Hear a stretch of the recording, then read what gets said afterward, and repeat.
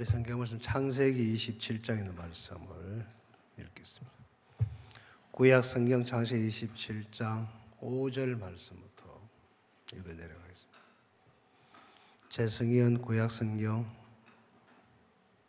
37페이지입니다.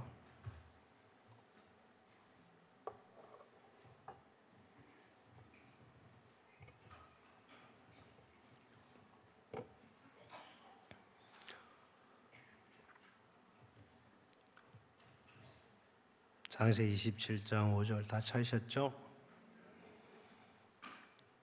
이삭이 그 아들 에서에게 말할 때에 리브가가 들었더니 에서가 사냥하여 오려고 들러 나가며 리브가가 그 아들 야곱에게 일러 가로되 내 부친이 네 형 에서에게 말씀하시는 것을 내가 들으니 이르시기를 나를 위하여 사냥하여 가져다가 별미를 만들어 나로 먹게 하여 죽기 전에 여호와 앞에서 네게 축복하게 하라 하셨으니 그런즉 내 아들아 내 말을 쫓아 내가 네게 명하는 대로 염소떼에 가서 거기서 염소의 좋은 새끼를 내게로 가져오면 내가 그것으로 네 부친을 위하여 그 즐기시는 별미를 만들리니 네가 그것을 가져 네 부친께 드려서 그로 죽으시기 전에 네게 축복하기 위하여 잡수시게 하라.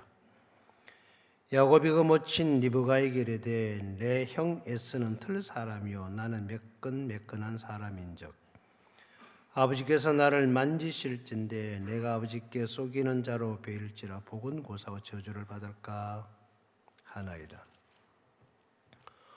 어미가 그에게 이르되 내 아들아 너의 저주를 내게로 돌리리니 내 말만 쫓고 가서 가져오라. 그가 가서 취하여 어미에게로 가져왔더니 그 어미가 그 아비의 즐기는 별미를 만들었더라. 리브가가 집안 자기 처수에 있는 맏아들 에서의 좋은 의복을 취하여 작은 아들 야곱에게 입히고 또 염소 새끼의 가죽으로 그 손과 목의 매끈한 곳에 꾸미고 그 만든 별미와 떡을 자기 아들 야곱의 손에 주매 야곱이 아버지에게로 나아가서 내 아버지 하고 부른데 가로되 내가 여기 있노라. 내 아들아 네가 누구냐? 야곱이 아비에게 대답하되 나는 아버지의 맏아들 에서로소이다.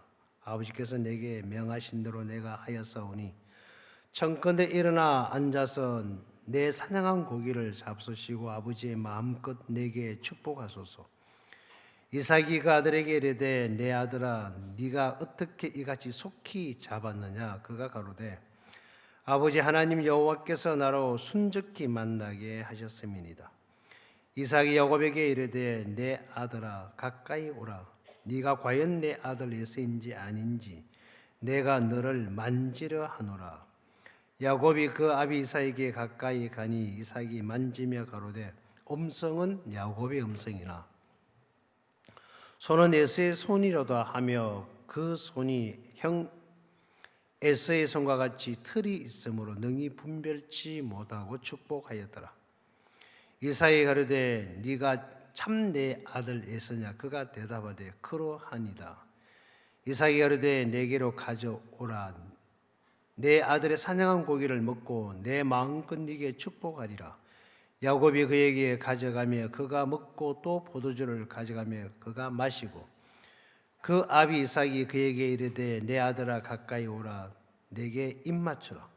그가 가까이 가서 그에게 입 맞추니 아비가 그 옷을 향치를 맡고 그에게 축복하여 가로되 내 아들의 향치는 여호와의 복 주실 받을 향치로다. 하나님은 하늘의 이슬과 땅의 기름짐에서 풍성한 곡식과 포도주로 네게 주시기를 원하노라. 만민이 너를 섬기고 열국이 네게 굴복하리니 네가 형제들의 주가 되고 네 어미의 아들들이 네게 굴복하며 네게 저주하는 자는 저주를 받고 네게 축복하는 자는 복을 받기를 원하노라. 29절까지 읽겠습니다.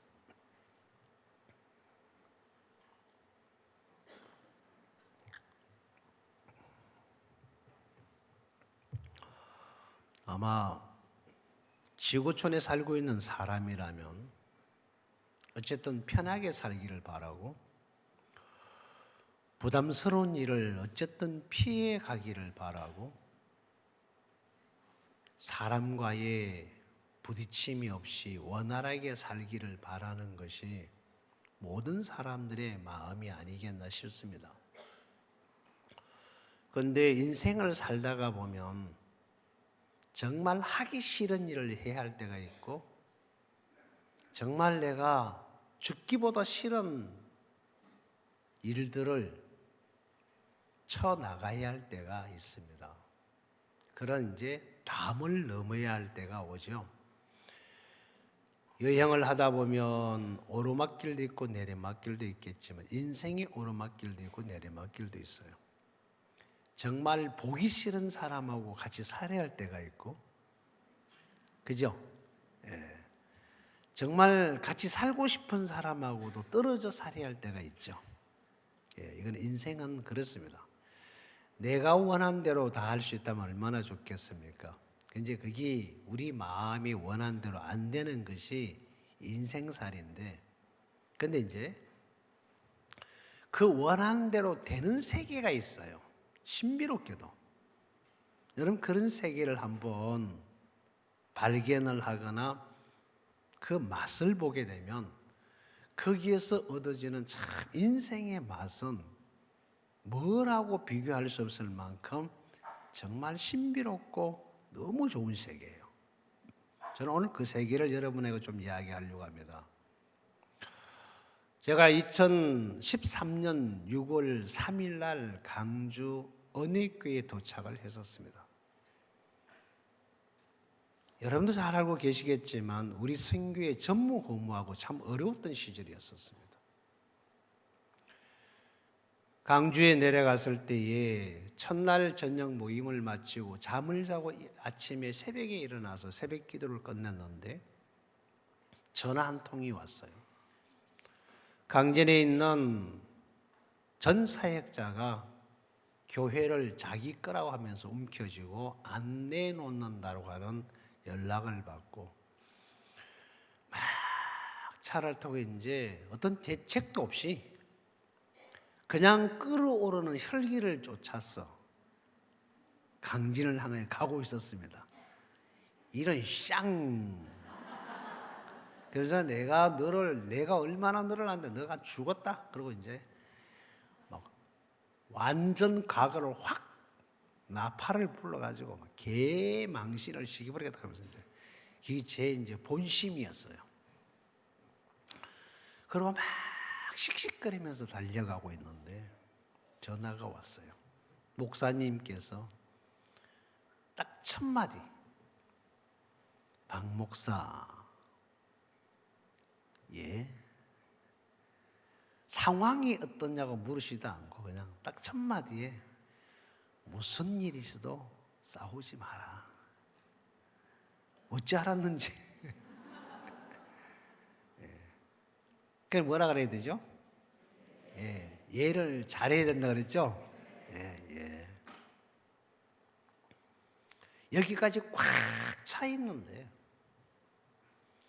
안 그래도 그날 저녁에 제가 왔다라고 환송 예배를 드리고 있는데 환영 예배인가요? 드리고 있는데 이 친구가 안 보여요. 그래 물어도 사람들이 아무도 대답을 안 해줘요. 와 있는 사역자들이 이 동네는 원래 이렇게 사는가? 제가 살던 수원에서는 안 그랬거든요. 그냥 뭐 찢고 볶고 싸우면서 해도 참 그래도 재밌게 살았단 말입니다. 그런 동네 가니까 뭘 물으면 가만히 눈만 끔뻑끔뻑 멀떡 쳐다보고 그러니까 아무도 대답을 안 해요. 그러다 이제 그쪽 지역에 있는 사역자가 누구누구인지 다 파악도 못했으니까. 그래서 그 다음날 내려가는데 목사님께서 싸우라! 그러면 내가 막 엄청 힘이 났을 텐데. 싸우지 말라는 거예요. 일단은 눌리고 이해했어요. 바로 이어서 하셨던 말씀이 인신공격을 해라. 이제 그 하루 내려가고 있었거든. 얼마나 좋아. 근데 하지 말래요. 이거 도저히 아멘이 안 되는데, 안 되는 내 마음을 내려놓고 예라고 대답을 했어요. 세 번째 목사님이 하셨던 말씀이 잘해줘라. 이게 용납이 안 되는 거예요. 이걸 잘해줘야 됩니까? 처발라야 됩니까? 예, 처발라야지. 두 대 맞고 한 대 때리더라도 붙어 싸워야지. 근데 목사님께서 잘해주래요. 어쨌든 배운 게 예니까 또 대답을 예라고 했어요. 그리고 마지막에 네 번째 목사님이 하셨던 말씀이 하나님이 하신다. 그건 아멘이 되더라고. 예라고 대답을 했어요. 그러고는 또다시 이제 목사님이 똑같은 이야기를 또 하시는 거예요. 싸우지 마라. 인신공격하지 마라. 잘해줘라. 하나님이 하신다. 그 이제 8번을 예하고 나니까 전화가 또 끊어지는 거예요. 그러고 이제 또 갔죠. 제가 다시 뭐 상황이 이렇습니다. 설명하기도 못하고 해서 그냥 갔어요. 한참 차를 타고 한 30분쯤 가고 있는데 또 전화를 또 주셨어요. 같은 말씀을 또 하시는 거예요. 그러고 이제 전화를 끊고 잠시 후에 강진 예배당에 딱 도착을 했는데 어떤 아저씨가 크레인 같은 걸 가져가지고 간판을 달고 있는 거예요. 보니까 똑같은 간판이에요. 간판 새 거를 바꿨나? 하고 이렇게 창문을 열고 운전을 이렇게 쳐다보고 있으니까 같이 나를 이렇게 쳐다보더라고요. 보니까 글자가 같은 것 같기도 하고 내가 경황이 없어가지고 이 교회 이름이 맞는 것 같기도 안 맞는 것 같기도 이상한 거야. 나중에 앉아보니까 글자 한 개 딱 틀렸어. 교회 이름을 바꾸어가지고 간판을 바꿔 달고 있는 중이었어요. 내가 아저씨 뭐 하세요? 제 목소리가 차분하게 좋을 때는 진짜 조심하셔야 됩니다. 특히 제가 웃을 때.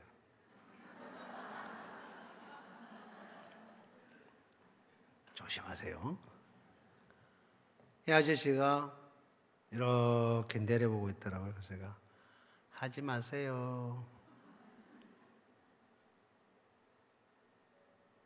그리고 이제 차를 딱 파킹하고 딱 나오는데 간판을 내려가지고 차에 싣고 가버렸어요. 만약에 했다면 죽었죠, 이제. 그냥 하지 마세요 그랬는데 간판을 달다가 말고 다시 내려가지고 싣고 돌아가셨어요. 그렇게 시작을 해서 가서 이제 그 친구를 만나서 이야기를 하고 설명을 하고 교제를 하고 한 몇 시간을 교제를 하는데 겨우 이제 마음을 돌이켜서 목사님을 뵈러 가겠다고까지 약속을 받고 이제 점심때가 약간 좀 넘어서 식사로 나가는데 이 친구한테 전화가 왔어요. 광양에 있던 친구가 전화를 해서 광양교회를 딱 움켜잡으려고 하는 전화가 왔어요. 그러니까 이 친구가 전화를 받더니 갑자기 돌변을 했어요.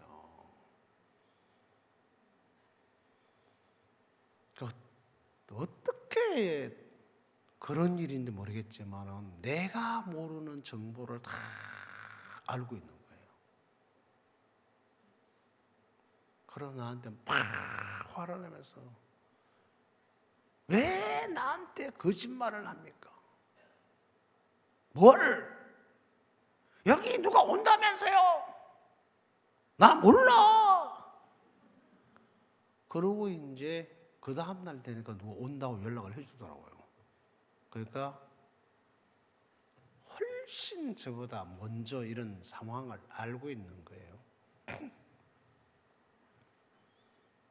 그래가지고 이게 이제 막 삐끄러지기 시작하면서 많이 어려웠었습니다.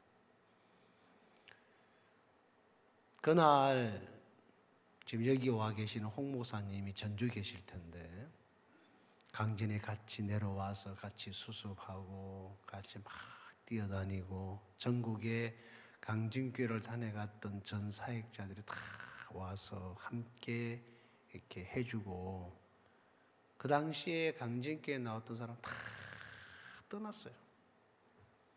한 명도 없었습니다. 7년 전에 교회 안 나왔던 사람, 나이가 많아서 거동이 불편해서 나오지 못하시는 부친, 모친 이런 분들을 막 찾아다니면서 이제 이렇게 이제 막 이렇게 이제 수습을 하고 이제 교인으로 이렇게 우리가 이제 서로를 만들고 그러고 한참 있는데 그 일이 터진 거예요. 그래서 이제 오후에 홍 목사님을 광양으로 좀 가십시오. 그러고 얼마 안 있으니까 저녁 때쯤 됐는데 한 6시인가 다시 됐는데 완도에서 툭 불거졌어요. 그래서 거기 있던 사역자가 안 가고 어떤 형제를 통해서 완도교 사람들 한 명씩 자동차로 불러내가지고 차 안에서 막 이야기해서 사람을 불신을 집어넣고 교회를 이제 딱 삼켜버리려고. 그래서 그 연락을 듣고 저녁도 먹는 돈 많은 돈 그냥 강진교회는 지역 사역자에게 맡겨놓고 차를 타고 완도까지 또 내려갔어요. 가서 새벽 2시까지 앉아서 막 이야기가 교제하는데 막 처음에는 팽팽하게 싸웠습니다. 감사하게도 그렇게 싸우는데 그렇게 막 등을 돌렸던 형제 자매들이 마음을 바꾸고 이렇게 돌이켜줘서 그 길로 이제 올라와서 집에 오니까 거의 새벽 4시쯤 됐더라고요. 제 기억에 그의 한 해를 침대에 몸을 누워본 기억이 없어요. 원망만 했어요. 하나님 왜 나를 여기에 보내셨습니까? 날들어 웃자라고.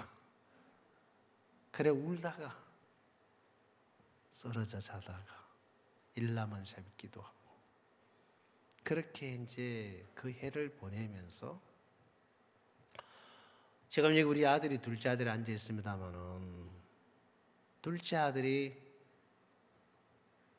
대학교를 다니다가 휴학을 내고 군대를 갔다 와서 단기를 간다고 1년 동안 훈련을 다 받았어요. 마지막 3차 훈련을 받을 때에 지금 교회를 떠나버린 형제입니다. 거기에 이제 밑에서 훈련을 받다가 저를 닮아서 우리 아들들이 약간 거칠어요. 네, 독특하죠. 스타일이 강하고 자기 세계에 강합니다. 그래서 이제 막 좀 이렇게 막 문제가 됐던 것 같아요. 말 안 듣으니까 너 임마 잘렸어. 이렇게 이제 아마 이 잘라서 잘린 게 아니고 아마 그렇게 이야기를 했겠죠. 그 말 듣고 잘렸으면 내가 여기 왜 있냐? 그래가지고 이제 딱 짐 싸가지고 그 길로 내려와 버렸어요. 대덕에서 내려가다가 사무국에 전화를 해보니까 잘린 적 없다. 그러니까 뭐야 씨. 그러면서 이제 선교를 향하여 이 목사들을 향해 문을 닫아버렸어요.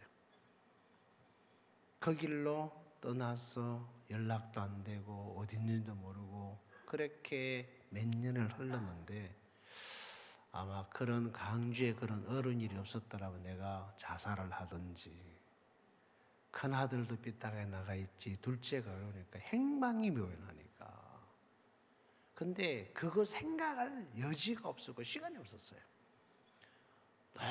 너무 감사했죠.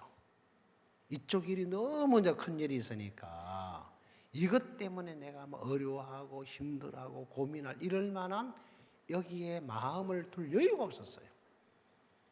그렇게 이제 일이 거의 마무리되었을 때에 제 아들이 처음으로 제가 있는 강주에 불쑥 나타났었어요. 뭐 아무 이야기 없었어요. 그냥 왔다가 뭐 하루인가 이틀 있다가 다시 갔어요. 그때 제가 주일날 오전 때 열왕기 7장 말씀을 전하면서 4명의 문둥 이야기를 제가 했었어요. 아들이 그 이야기를 들으면서 왜 문둥이가 됐을까? 왜 버림을 받았을까?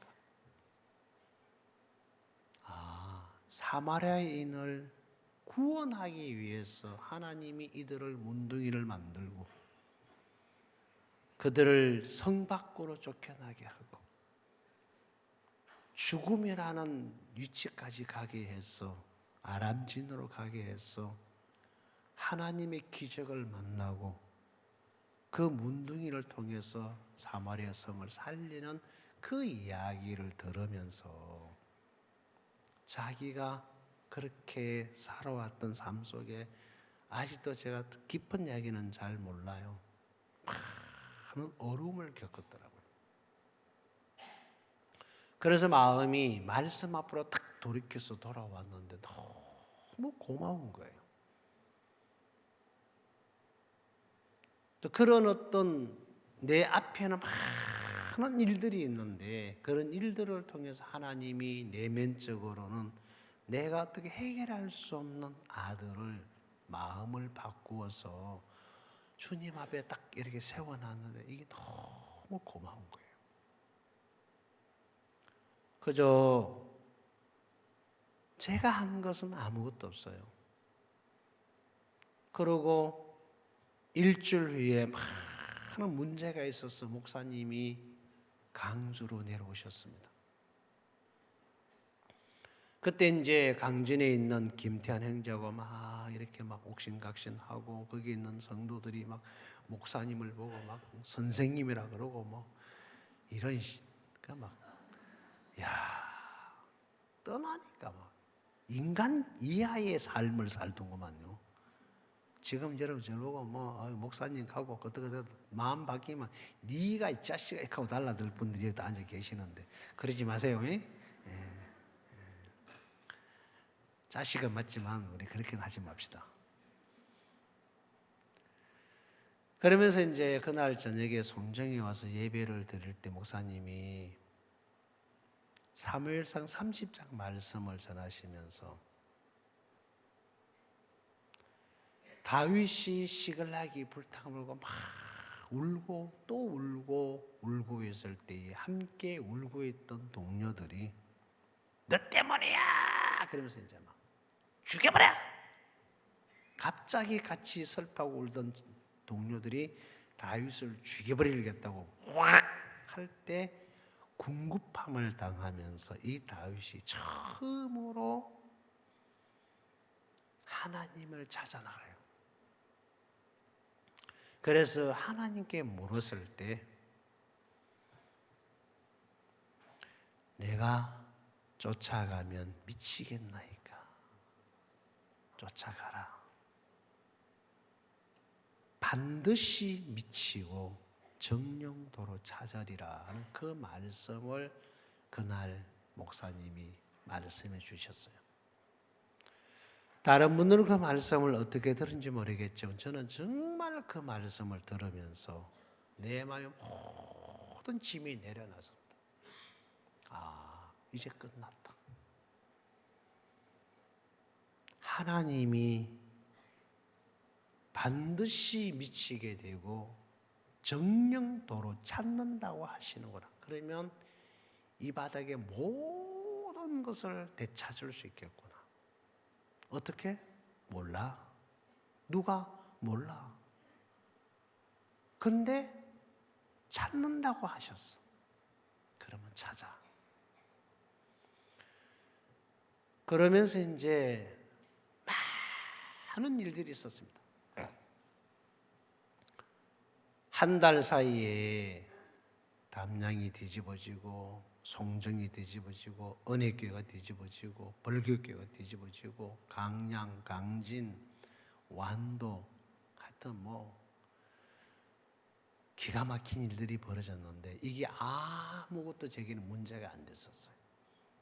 엄청 너무 크니까 그걸 내가 뭐 걱정할 만한 영역도 안 되고 이걸 싸울 만한 것도 안 되고 그냥 뭐 그렇구나. 근데 시간이 지난 어느 날 보니까 모두가 제자리에 와 있는 거예요. 모두가. 그리고 마지막에 남았던 것이 강진교회 예배당 문제가 다 넘어가고 1심에서 재판에서 너무 보기 좋게 완패를 해버렸어요. 그래서 그걸 말씀은 정령 찾는다고 됐는데 정령 잃어버렸으니까 이걸 어떻게 해야 되죠? 다윗이 돌아보니까 시글락이 불타고 다 끌려가고 아무것도 없으니까 울었잖아요. 나도 울어야 될까? 아니다. 찾는다고 했는데. 그래서 그걸 찾기 위해서 이런저런 이제 길을 이렇게 알아보는데 어쨌든 제가 은혜를 입었어요. 어떤 변호사님을 이렇게 소개를 받아서 찾아가서 그 사건을 좀 의뢰를 하고 변호를 해달라고 부탁을 하니까 이렇게 보시더만 목사님 이거는 재판거리가 안 됩니다. 돈벌이가 안 됩니다. 안 한다는 거예요.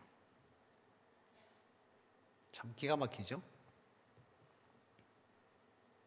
나는 죽느냐 사느냐 문제인데 이분은 돈벌이 안 된다고 안 한다는 거예요. 그래서 이제 쭉 간증을 해드렸어요. 그 사람은 간증이 뭔지 모르겠지만 우리는 이제 쭉 간증을 해드렸어요. 이분이 그 이야기를 다 듣고 나서 목사님 그러면 제가 해드리겠습니다. 단 변호사비는 안 받겠습니다. 실비만 주십시오. 이제 이 재판할 때 뭐 들어가는 경비가 있어요. 그냥 해드리겠습니다. 그래가지고 이제 그분이 사건을 맡아서 일을 진행을 했는데 너무 감사한 것이 아무리 사람이 완벽하게 해도 허점은 있어요. 그래서 이제 이걸 이제 진짜 완벽하게 했어요. 정관을 다 바꾸고 교인들을 다 불러 모아가지고 인감 도장 다 받고 그냥 다 완벽하게 서를 꾸몄는데 못한 게 하나 있었어요. 우리 아무도 몰랐어요. 그래서 우리 측에서도 이제 그걸 또 이제 그 찾았겠다고 하면서 또 이제 막 그 도장 파고 뭐 해가지고 이제 이래가지고 이제 또 정관을 또 만들었어. 내가 막 절대로 못하게 했거든. 큰일 난다고. 그래가지고 1심에서 재판에서 판결을 받는데 벌금이 떨어졌었어요. 얼른 벌금을 내라. 그런데 그쪽에는 자기 이긴다고 안 했어요. 2심에서 이 변호사님이 그걸 이제 어떻게 다 찾아가지고 뒤집었어요, 이걸요. 둘 다 불법이다. 정관을 바꿨으니까. 그래서 이거는 누구 거냐? 그러면 전 김태환의 것도 아니고 지금 와 있는 전병규 것도 아니고 전에 있었던 김월주 거다. 죄송합니다. 세상 떠나셨습니다. 김월주 목사님. 고로 죽고 없으니까 어디서 왔노? 선교에서 왔다. 고로 이거는 선교의 거다. 그래서 판결이 났어요. 그러니까 뭘 갖고? 교회에 고유번호가 있어요. 전에 고유번호는 개인 교회마다 나오는 고유번호였는데 그걸 이제 선교의 차원에서 전체 이제 관리하는 차원에서 선교회가 갖고 있는 고유번호로 바꿨는데 이걸 안 바꿨어요. 이거 바꾸면 강진교회가 자기 게 아니고 뺏긴다 그래가지고 이걸 갖고 이제 김태환이가 했는데 그걸 안 바꾼 거죠. 그걸 찾아내셔가지고 딱 뒤집었는데 그래서 이겼어요. 그리고 그 다음에 대법원에 항소할 수 있는 시간이 있었는데 기다렸죠, 저희들은요. 안 하더라고요. 그래서 그 서류가 그대로 넘어가서 대법원에서 최종 판결이 났습니다. 모든 변호사의 경비는 김태환이가 이렇게 이 금액을 지불해라. 그리고 이것은 기쁜 소식 선교회로 되돌려라. 그래서 이제 찾아서 지금은 거기서 사역자 오셔가지고 예배를 드리고 성도들이 구원받고 모임을 갖고 너무 행복하게 지내요. 이게 이제 마지막에 얻은 거예요. 네. 제가 한 것은 아무것도 없어요. 목사님께서 너 강주로 가라. 예, 짐 싸가지고 왔고 전화로 4마디 해주셨어요. 그 말씀을 무시하려 그러니까 목사님을 내가 짓밟아야 하는 거예요. 그 짓을 못하겠어요. 막 올라오다가도 싸우지 마. 임신공격하지 마. 잘해줘. 뭘 잘해주지? 잘해줄 게 없었잖아요. 그래서 내가 간섭받고 내가 신앙이 아니고 내 마음의 하나님과 상상의 하나님을 섬겼던 실제의 목사님과 내 마음의 상상의 목사님을 섬기고 따랐던 그 잘못됐던 이 내 신앙을 간섭하면서 실체를 찾아주었던 그래서 내 안에 실제 하나님과 내 앞에 계시는 종을 믿을 수 있는 마음을 만들어줬던 그렇게 막 간섭받고 마음이 어려웠던 마음이 바뀌었던 그 간증만 하고 돌아다녔어요. 근데 신기한 것은 그것이 사람들을 다시 이렇게 하나님이 모아주셨어요. 올 봄에 5월 달에 대신도 집회를 했는데 새로 오신 분이 1,500명이 넘게 왔다 갔어요. 강주에 집회하면 우리 교회는 안 나와요. 목사님 말씀 들으러 오신 분이 엄청 많아요.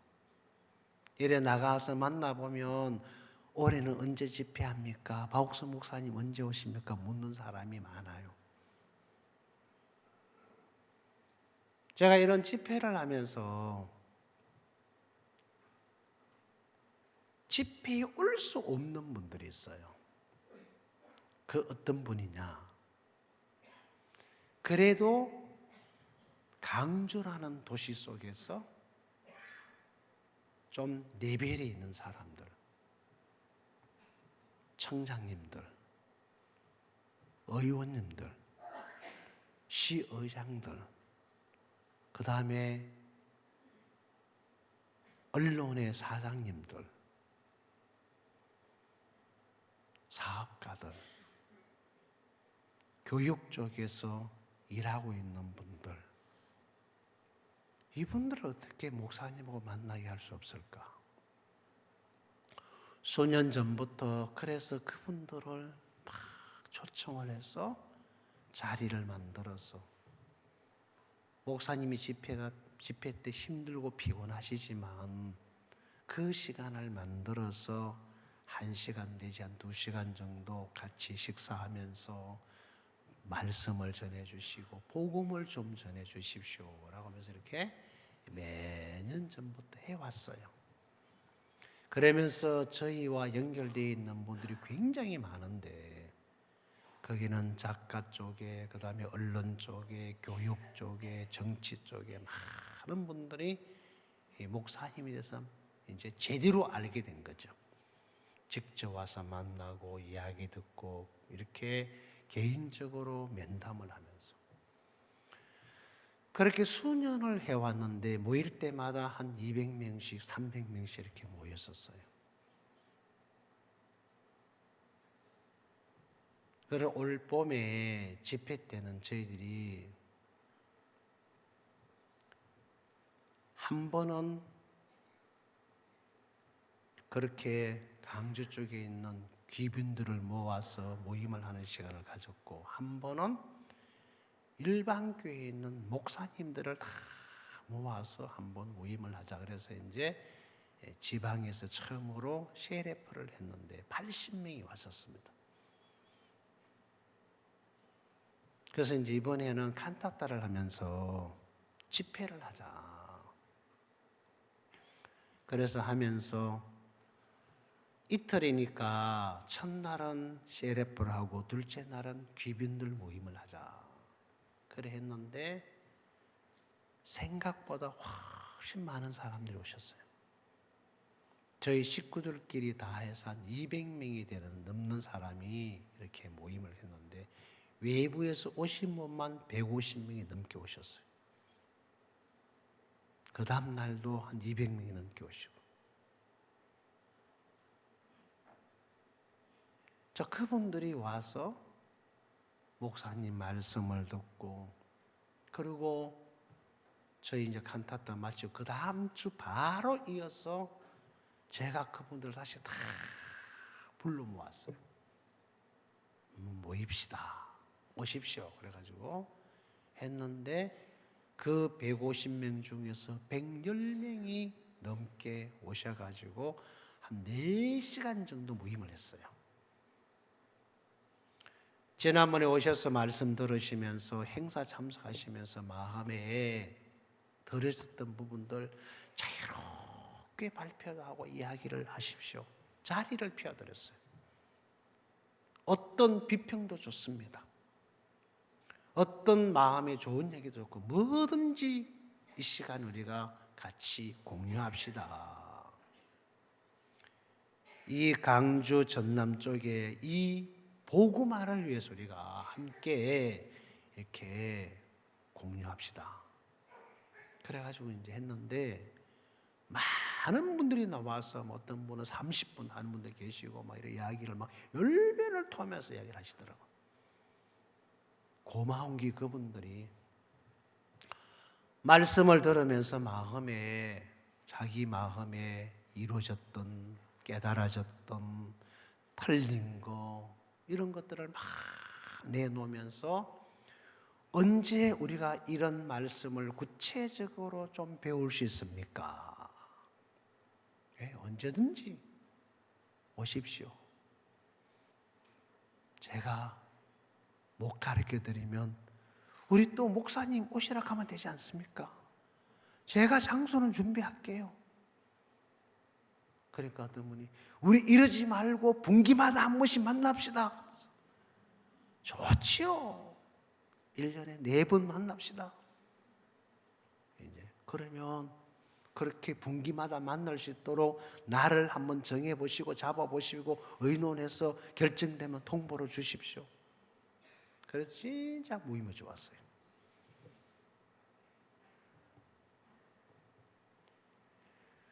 처음에는 굉장히 부담스럽고 힘들었었습니다. 제가 그렇게 하게 된 이유가 있어요.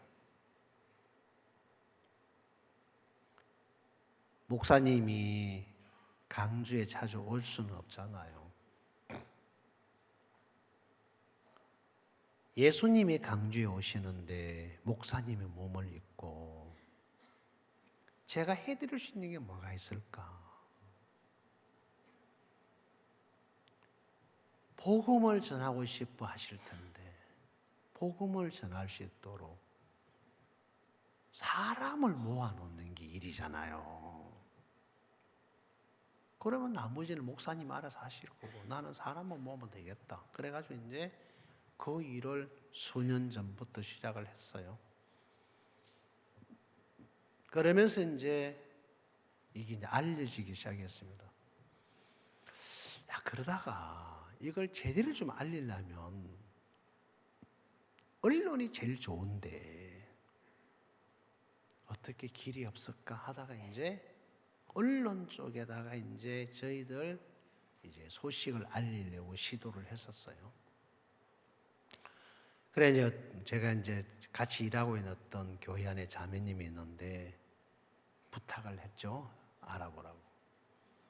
그래 이제 가서 해왔는데 막 기분이 너무 좋아가지고 막 10배를 토하는데 목사님 이래 이 신문에서는 이렇게 전면 특집으로 글을 실는데 뭐 2천만 원 그러면서 뭐 어떤 데는 뭐 2,500 하고 내가 미쳤냐 그랬어요. 다음에 막 깜짝 놀란 눈이 2,500, 2,000이 애 이름인 줄 알아? 당장 갔어. 안 한다 그래. 이런 목사님의 글은 돈을 받고 실어야지. 왜 돈 주고 한다 그래? 그래서 제가 막 뭐라 그러면서 당장 가가지고 전부 다 300만 원 해. 그리고 이제 그 신문 전면 특집을 실어주고 300만 원에 하라고. 그리고 300만 원 주고 50만 원 받아와. 그냥 받아오지 말고 그거는 우리 전남 강주 학생들이 해외 갔다 돌아와서 귀국 발표할 때 와서 사장님 보고 장학금 주라 그래. 그럼 이건 엄청 좋은 거야. 그래 이제 보냈어요. 갔다 왔어요. 다 해갖고 왔어요.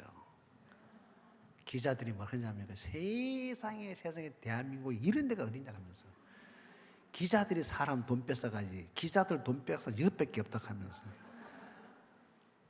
제가 뺏어온 게 아니고 그분들이 장학금 주게 한 거잖아요.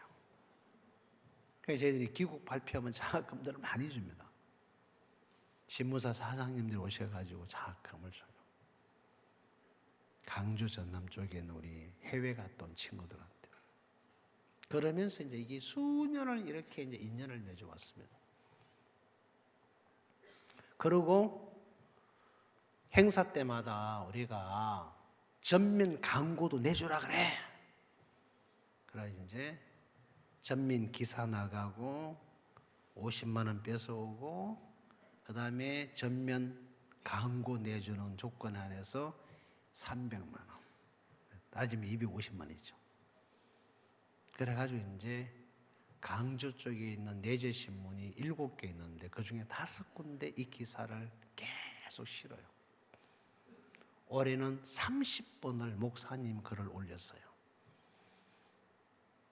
귀국 발표 때, 대주 집회 때, 스바보드나 때, 칸타 때 이번에도 올렸거든요. 그리고 이번에는 일본 티카 정상 모임도 그대로 우리가 글을 실어서 올렸어요.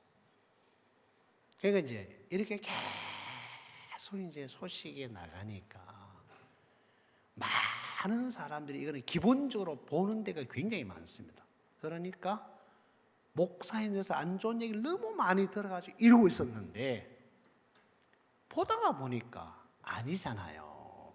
그러니까 사람들이 뭐야 그러면서 이제 구체적으로 우리 홈페이지를 들어와서 확인을 하는 거예요. 그러니까 진짜 아니잖아요. 그래서 한 분, 두 분 이런 분들이 마음을 열고 다가와서 저희와 가깝게 지내면서 이런 일들이 이제 만들어지면서 이런 일이 일어나는 거예요. 자, 우리가 이제 일을 할 때에 내 마음을 가지고 어떤 일을 하려고 그러면 어떤 한계선이 굉장히 가깝게 있습니다. 보고 내가 할 수 있는 영역이 제한되어 있단 말입니다. 그러면 주님 안에서 이걸 하나님이 이 일을 어떻게 하기를 원하실까? 우리는 어떤 일을 부딪혀 보지 아니하고 우리 편에서 부담을 갖게 되고 안 된다는 마음에 우리 스스로가 준역이 들어버려요. 그래서 요즘 저는요 일을 많이 저질러요. 그러면 쫓겨나자. 일을 저질러 놓고 쫓겨나기밖에 더 하겠냐? 살 만큼 살았으니까. 어차피 26살 때 죽을 놈인데 올해가 60 너예요. 많이 살았죠? 네, 이제 죽어도 괜찮아. 그래서 그러면서 일을 하다 보니까 재미가 있어요. 여러분 살 만큼 사셨죠? 그러면 이제 죽으라고 일하십시오. 죽기 위해서. 살려고 일하지 말고 지금까지 살려고 사셨죠? 앞으로는 오늘부터는 죽으려고 사십시오. 아무도 대답 안 하네. 살려고 하면은 뭐든지 걸려요. 죽으려고 하면은 걸릴 게 아무것도 없어요. 대답하기 싫다 이거죠. 예, 좋습니다. 혼자 오래 사시다가 주님 오시면 나 갈 테니까 오래 사십시오. 오늘 읽었던 성경에 보면 이 리브가와 야곱의 사이에 많은 갈등이 있습니다. 어릴 때부터 태어나서 야곱은 어미의 품속에서 자라왔던 아들인데 그 지금까지 어머니가 하는 이야기를 듣는데 부담 없이 살았는지를 모르겠지만은 지금 이 이야기 앞에서 어머니 리브가가 아들 야곱을 보고 오늘 내가 네 아버지가 네 형한테 하는 얘기를 내가 들었다. 들에 가서 사냥해서 고기를 짐승을 잡아서 별미를 만들어 가져오면 내가 그걸 먹고 너에게 축복을 하겠다는 얘기를 들었는데 이 축복은 네가 받아야 될 거야 이놈아. 그러니까 너 시방 가서 짐승떼 가서 염소새끼 한 마리 끌고 와. 그럼 내가 그걸 요리해서 너한테 줄 테니까 들고 가서 아버지한테 복을 받아. 이 얘기잖아요. 그러니까 아들이 아이고 엄마가 참 좋은 거예요. 알았어. 헛다 갔다 올게. 그런 게 아니고 뭐라 그럽니까? 에? 성경을 읽었어요. 알지. 세상에 참 뭐라 그랬어요? 자, 그 말을 들은 아들 야곱이 뭐라고 말해요? 한마디로 딱 반격을 해버리죠. 뭐라고 했어요? 엄마! 말 같은 소리 해야지. 이 경상도 스타일입니다. 여러분 전라도를 해볼까요? 서울 사람 어떻게 말해요? 내가 서울 한 사람을 몰라. 자, 어머니 리브가가 아들 야곱을 불러놓고 이야기를 합니다. 짐승떼에 가서 염소 새끼를 끌고 와라. 그러면서 그 이야기를 들었던 이 아들이 강하게 어머니의 말을 밀어내요. 11절에 야곱이 그 모친 리브가에게 이르되 내 에서는 틀 사람이요 나는 털보요 그랬나요? 매끈매끈한 뭐라고요? 사람인즉. 자, 그 다음에 아버지께서 자막에 나오네. 아버지께서 나를 만지실진데 내가 아버지에게 속이는 자로 베일지라 복은 고사하고 뭘 받는다고요? 저주를 받을까 하나이다.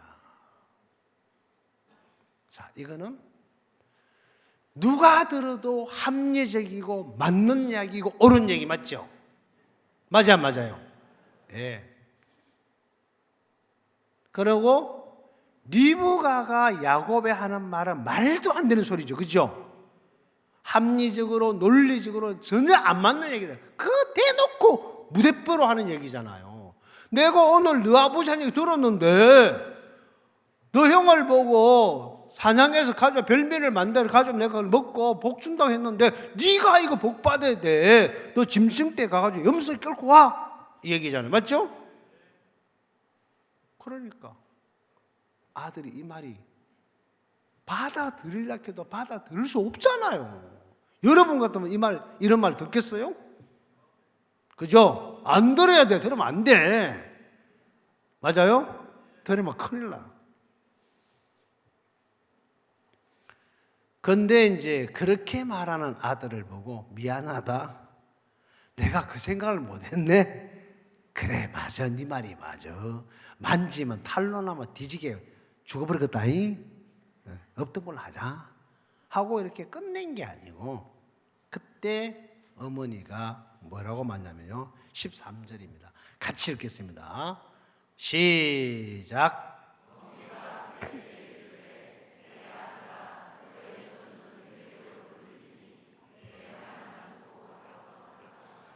자, 내 아들아, 너의 저주는 내게로 돌리리니 자, 내 말만 쫓고 가서 가져오라. 기가 막힌 얘기죠. 엄마가 뭔 죄 짓다고 내 저주를 가져가? 우리 이게 벌써 나와요, 안 나와요? 예? 여기 벌써 나왔어, 안 나왔어?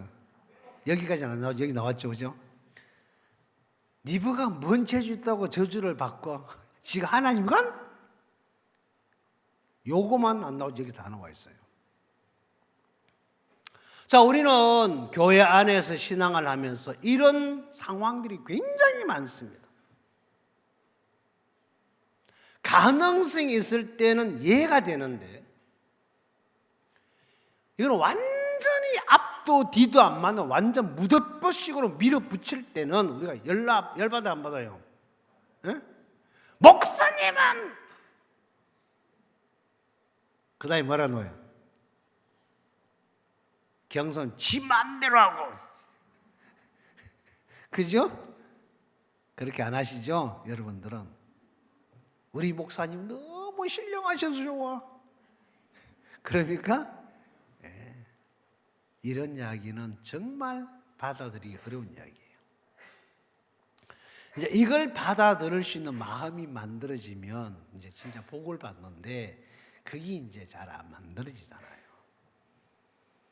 그러면서 어머니 리브가가 야곱에게 단호하게 너의 저주는 내게로 돌려니 내 말만 쫓고 가서 가져와라.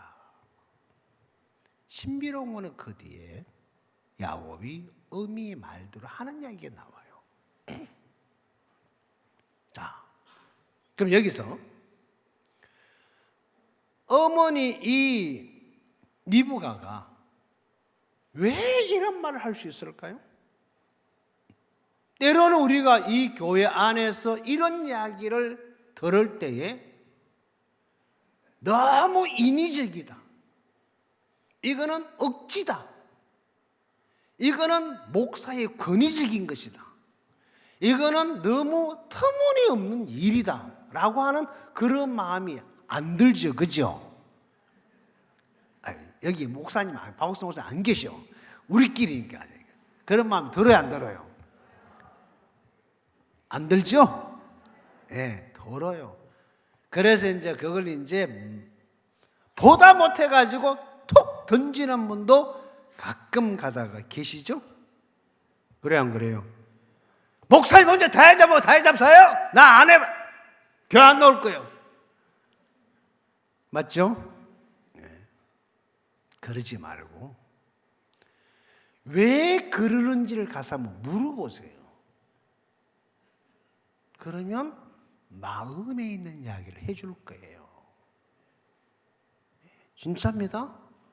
그렇게 하시는 그 목사님이나 그 형제나 그 지체를 찾아가서 왜 그렇게 말하는지 한번 들어보면 거기에는 반드시 그럴 만한 뭔가가 있어요. 자, 이 리브가가 이렇게 할 수밖에 없었던 그 마음을 제가 찾아드릴게요. 거기 25장에 있습니다. 창세기 25장 한번 봅시다. 불 좀 밝게 해주실래요? 제가 눈이 좀 안 좋아서 그래요. 예, 고맙습니다. 창세기 25장 찾으셨나요? 네. 19절부터 읽어 내려가 볼게요. 아브라함의 아들 이삭의 후예는 이러하니라. 아브라함이 이삭을 낳았고 이삭은 40세인 리브가를 취하여 아내를 삼았으니 리브가는 밧단 아람의 아람 족속 중 부두엘의 딸이요 아람 족속 중 라반의 누이였더라. 이삭이 그 아내가 잉태하지 못함으로 그를 위하여 여호와께 간구하며 여호와께서 그 간구를 들으셨으므로 그 아내 리브가가 잉태하였더니 아이들이 그의 태속에서로 싸우는지라. 그가 이르되 이같이 같으면 내가 어찌할꼬 하고 가서 여호와께 묻자온대 여호와께서 그에게 이르시되 두 국민이 네 태중에 있구나. 두 민족이 네 복중에서부터 나뉘리라. 이 족속이 저 족속보다 강하고 큰 자는 어린 자를 섬기리라 하셨더라. 그 해산 기한이 찬적 태의 쌍둥이가 있었는데 먼저 나온 자는 붉고 전신이 갑옷과 같아서 이름은 에서라 하였고 후에 나온 아우는 손으로 에서의 발꿈치를 잡았으므로 그 이름을 야곱이라 하였으며 리브가가 그들을 낳을 때에 이삭이 60세였더라. 자, 여기 보면 어머니 리브가 아이를 가졌을 때에 보통 이제 아이가 배 안에서 막 이렇게 놀잖아요, 그죠? 발로 차기도 하고 뭐 그 정도는 다 산모들이 견딜 수 있는 가벼운데 끓는 정도잖아요. 근데 이 두 놈이 치고받고 싸운지 모르겠지만 너무 배가 아파가지고 어디로 갔어요? 산부인과를 찾아갔잖아요, 그죠? 우리는 어디로 가요? 산모들이 배 아프면 어디로 가요? 산부인과. 안 갑니까? 목사님 찾아가요? 그렇게 신령한 분이 계세요? 네, 산부인과를 찾아가요. 그런데 여기에 이 리브가는 산부인과도 안 찾아가고 그 다음에 조산소도 안 가고 산판도도 안 가고 바로 누구한테 가요? 하나님 앞으로 갔어요. 도대체가 너무 못 견디겠다고 어찌 된 거냐고 물으니까 하나님이 허허 그거 좋은 일이요. 뭐가 좋은 건데요? 네 뱃속에 두 국민이 있어, 뒷문적이 있어. 뱃속에부터 지금 서로 싸우고 나누어졌어. 큰 자가 어린 자를 섬기게 될 거야. 걱정하지 마라. 조금만 참으면 나올 거니까 기다려. 그러고 안 갈까 아이를 낳아보니까 큰 놈은 진짜 사람답게 생겼어요. 그리고 둘째는 인간같지 않아가지고 비리비리해가지고 지 힘으로 못 나고 발꿈치하고 따라 넣었잖아요, 그죠? 그래서 그 이름을 큰 놈은 에스고 둘째 놈은 야곱이라 지었잖아요. 자, 그럼 여기서 리브가는 뭘 말씀을 들었습니까? 큰 자가 장자지만은 반드시 둘째가 하나님의 복을 받게 돼 있잖아요. 맞죠? 약속이 그래 돼 있어요. 그러니까 이 아버지의 이 약속의 복은 절대로 에스에게 갈 수 없다. 이건 네 거야 이놈아. 나가면 네 거대. 나는 못 가는데요. 매끈매끈 한데요. 어떻게 알을 이렇게 만들었습니까? 좀 털 좀 나눠주지. 한 놈한테 다 줘버려가지고 나는 하나도 없어. 그런지 모르겠죠. 그거 문제 안 돼. 너 내 말만 쫓고 가서 가져와. 너의 저주는 내게로 다 돌릴 테니까 걱정하지 마. 엄마가 무슨 저주로? 허허이 이놈 봐라. 왜? 이미 리브가는 하나님의 약속을 갖고 있어요. 맞아요? 그 약속, 어떤 문제도 이길 수 있는 하나님의 정표잖아요.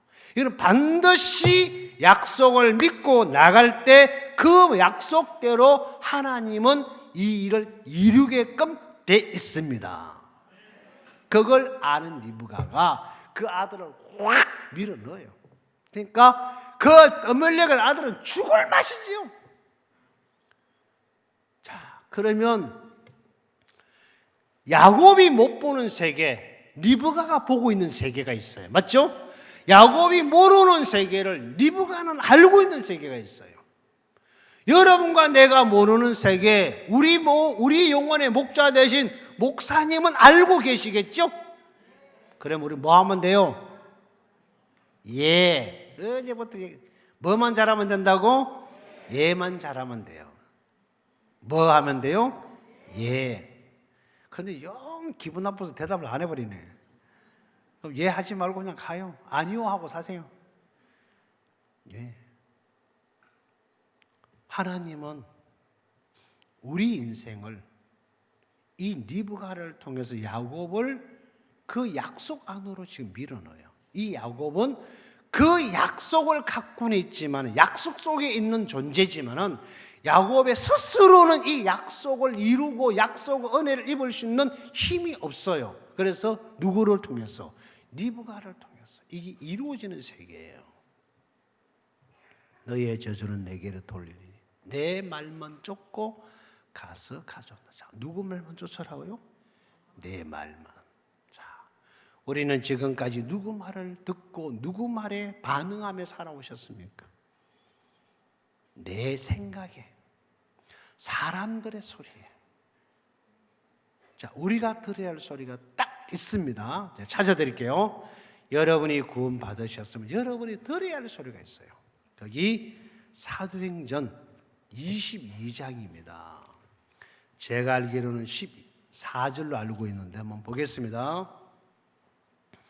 사도행전 22장 14절 맞네요. 14절 15절 읽겠습니다. 그가 또 가로되 우리 조상들의 하나님이 너를 택하여 너로 하여금 자기 뜻을 알게 하시며 저 오인을 보게 하시고 그 입에서 나오는 음성을 듣게 하셨으니 네가 그를 위하여 모든 사람 앞에서 너의 보고 들은 것의 증인이 되리라. 여기 첫 번째, 우리 조상들의 하나님이 너를 택하여 너로 하여금 자기 뜻을, 하나님 뜻을 알게 하시고, 그 다음에 뭡니까? 저 의인을 뭐하고요? 보게 하시고 그 입에서 나오는 음성을 듣게 하셨다. 저 의인은 예수 그리스도를 가리킵니다. 맞습니까? 그럼 예수 그리스도로 말미암아 그 듣는 하나님의 종을 말합니다. 그러면 바울이 전에는 유대교에서 길름을 받았고 가말리엘 문화에서 태어났고 율법에 엄한 교육을 받아서 흠이 없는 삶을 살았습니다. 그래서 그 친구는 유대교의 장로들의 보냄을 받고 인도를 따라서 예수를 믿는 자들을 잔해하고 핍박하기 위해서 했던 사람이 다메섹에서 그런 행사를 하는 소식을 듣고 공문을 들고 그들을 잡아서 옥에 넘기기 위해서 올라가다가 다메섹 도상에서 예수님을 만납니다. 그래서 그가 구원을 받죠. 구원을 받고 나서 바울은 바로 다메섹 교회로 들어갑니다. 주여 내가 무엇을 하오리까? 일어나 다메섹으로 들어가라. 정한 바 너에게 이를 자가 있는지라. 그 말을 듣고 그에 이끌려서 다메섹에 가서 그 안에는 형제들과 며칠을 있을 새 즉시 복음을 전하여 많은 사람들을 복음으로 굴복을 했단 말이 나옵니다. 그럼 이 바울은 구원을 받기 전엔 유대교의 인도를 받았고 장로들의 말을 들었고 그들의 가르침을 따라 살았던 사람이었는데 그가 다메섹에서 예수를 만난 이유는 누구 말도 안 듣고 하나님의 말씀에 끌려서 다메섹에 들어갑니다. 그때 그 바울을 보고 이제 네가 바라봐야 할 대상은 딱 한 분이다. 누구? 저 의인만 바라봐라. 그 의인이 누굽니까? 예수님입니다. 그 입에서 음성만 들어라. 예수님의 말씀만 들으라는 겁니다.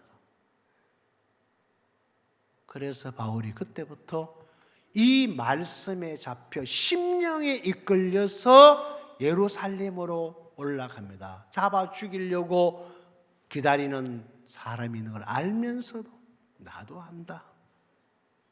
나를 결박하려고 기다리는 사람이 있는 걸 안다. 그러나 내가 받은 이 복음의 사명이 너무 크기 때문에 내가 올라가서 죽을지언정 나는 복음전을 가야 된다라고 뿌리치고 그가 예루살렘으로 올라갑니다.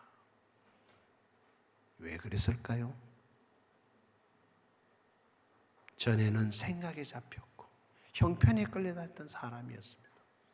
이제 그때부터 바울은 오직 이 말씀에만 이끌림을 받습니다. 자, 이 성경에서 내 말만 쫓고 여러분과 내가 이 교회 안에서 내 영혼의 목자의 음성을 듣고 그 말만 쫓아가면 되는데 우리에게 끝없이 올라오는 육의 소리가 있습니다. 내 눈에 보이는 육의 세계가 있습니다. 내 마음에 감격되는 사단의 세계가 있습니다. 첫날 여러분에게 이야기해 드렸습니다. 하나님 우리에게 깨닫는 마음과 보는 눈과 듣는 귀를 오늘날까지 주지 않았다고 되어 있습니다. 여러분 본 것을, 여러분 들은 것은 무시해 버리셔야 됩니다. 이 야곱이 자기 생각을 가지고 맞으면 절대로 어머니 말씀을 따라 염소 새끼를 끌고 올 수 없습니다. 설상 끌고 왔다 할지라도 그 요리한 고기를 들고 아버지 앞에 나갈 수가 없습니다.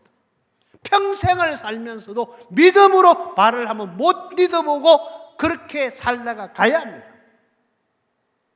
여러분 죄송하지만 집으로 돌아가시거든 사고를 좀 치십시오.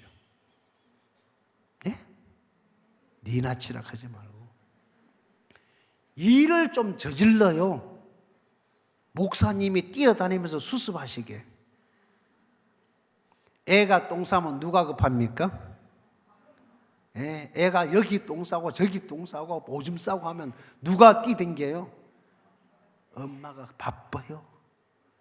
맞죠? 예. 천사가 모시게, 종이 모시게 여러분 일 저질러요. 알겠습니까? 아, 사실이라니까요. 그러면 거기서 하나님이 일을 해요. 자, 이 야곱이 아버지 앞에 나가서 약속을 받아요. 맞죠? 받았죠? 근데 그걸 못 믿으니까 에서가 자기를 죽이겠다는 그 생각이 들어서 도망가 가요. 라반의 집으로, 삼촌 집으로 가버리죠. 가가 20년 동안 오만 날구지를 다 집니다. 자기 것 만들려고 막 별방법을 다 하죠. 마음에 든 여자였으니까 저거 내 거야 하고 막 7년 동안 내가 일할게 하고 줘 그래가지고. 그렇죠? 7년 동안 하고 첫날 밤 딱 보니까 누가 와 있어. 이게 뭐요? 이게 사람이 두꺼비요. 그래가지고 막 삼촌! 왜? 이게 뭐요? 아, 우리 시방에는 이런 일이 없어. 언니가 먼저 가게 돼 있어. 그럼 내가 다시 7년 고생할게! 그래가지고. 맞죠? 예. 야, 참 대단해요. 지 좋아하는 여자들하고 14년을 고생하더라고.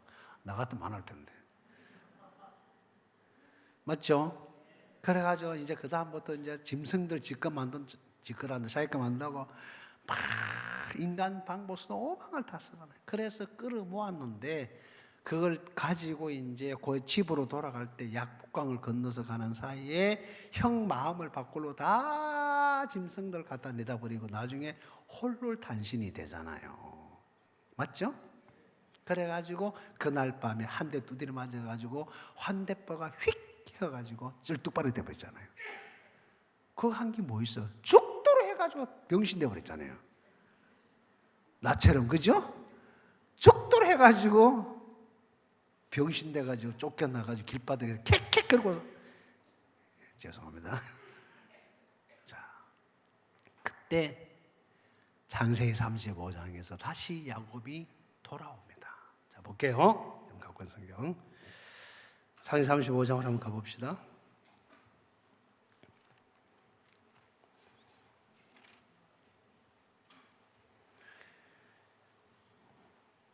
9절부터 읽어 내려갈게요. 야곱이 바다 마람에서 돌아오매 하나님이 다시 야곱에게 나타나서 그에게 복을 주시고 그에게 이르시되 네 이름이 야곱이다마는 네 이름을 다시는 야곱이라 부르지 않겠고 이스라엘이 네 이름이 되리라 하시고 그가 그의 이름을 이스라엘이라 부르시고 그에게 이르시되 나는 전능하신 하나님이라 생육함에 번성하라 국민과 많은 국민이 네게서 나고 왕들이 네 혈에서 나오리라.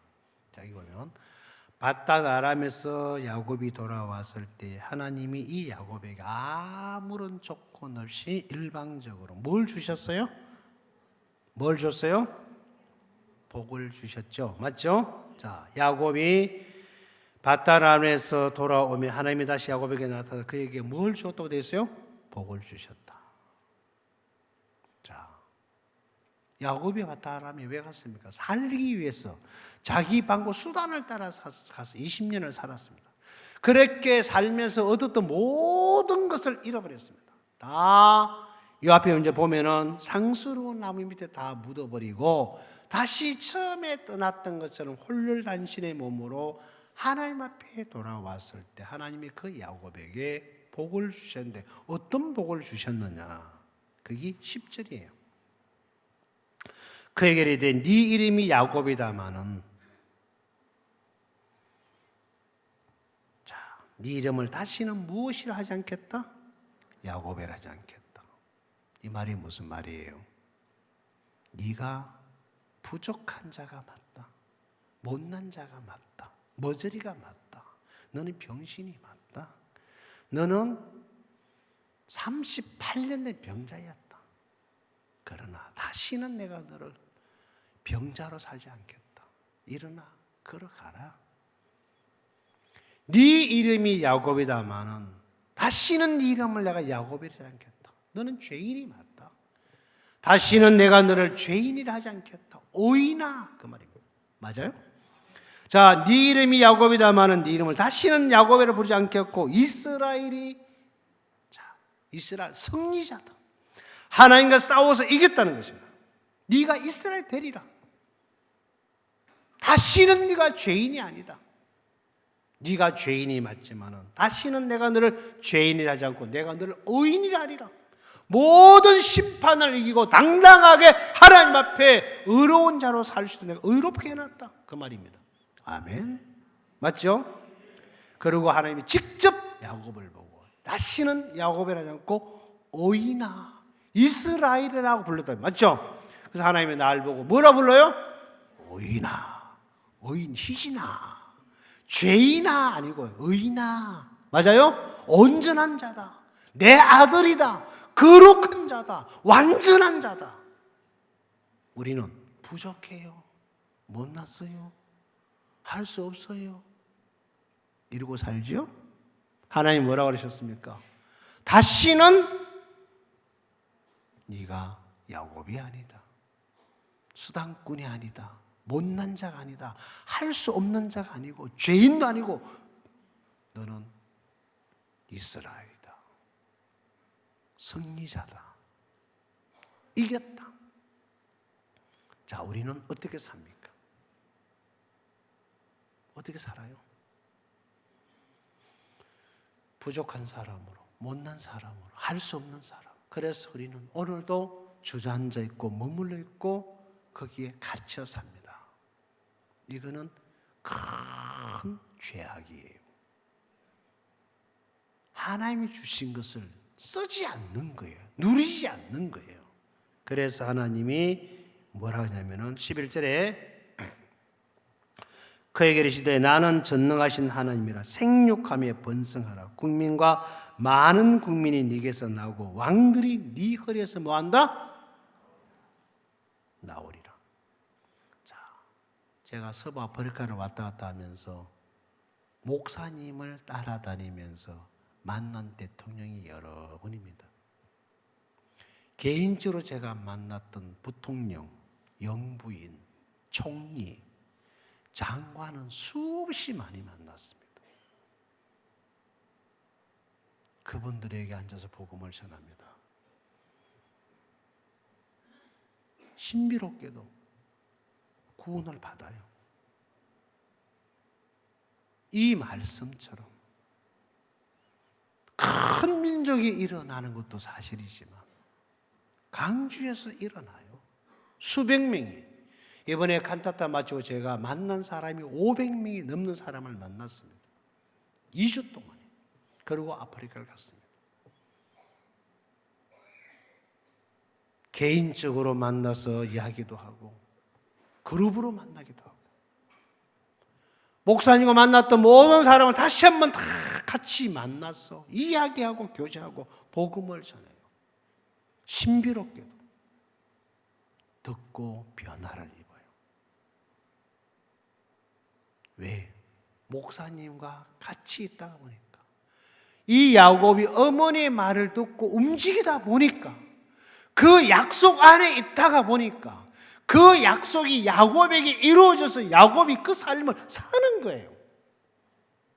그 약속 안에 머물러 있다 보니까 그 약속이 내게도 똑같이 임해서 똑같은 복을 입고 똑같은 삶을 살고 있는 거예요.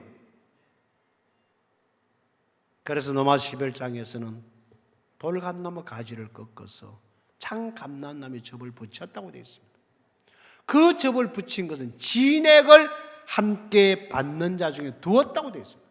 그러면 이 가지는 죽었다가 살아나도 돌감나무 진액을 받을 수밖에 없고 돌감나무 열매를 맺을 수밖에 없는 나무인데 가지를 잘라서 창감나무에 접을 붙이는 순간부터 창감나무에 진액이 올라와서 창감람나무에 꽃잎을 피우고 열매를 맺고 꽃을 피우고 줄기를 뻗어서 그 삶을 살게 되는 것처럼 왜? 붙어 있었던 것 말고는 아무것도 안 없습니다.